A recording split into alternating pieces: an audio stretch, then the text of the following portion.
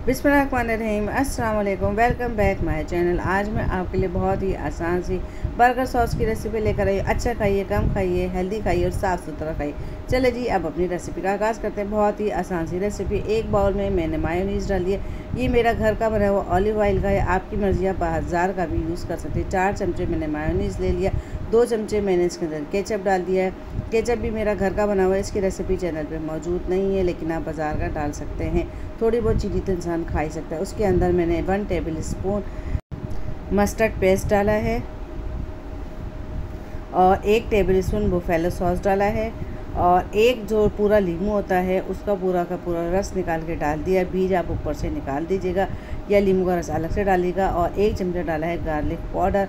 अच्छा जी, इसमें आपके पास गार्लिक पाउडर नहीं है तो लेमन आप गार्लिक को क्रश करके भी डाल सकते हैं, लेकिन अच्छा वही लगता है। और अपने हिसाब से नमक डाल दीजिएगा और काली मिर्च डालनी है आधा चमचा और फिर इसके अंदर आधा चमचा डालना है पपरिका पाउडर।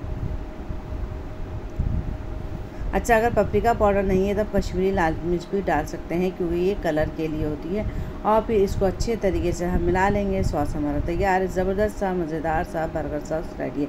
आप इसको बना के फ्रिज में बहुत दिन तक स्टोर कर सकते हैं। मुझे यकीन है आपको रेसिपी ज़रूर पसंद आई होगी। बहुत आसान सी झटपट सी रेसिपी है। घर में बनाइए और अपने बच्चों को और बड़ों को और खुद को एंजॉय करें।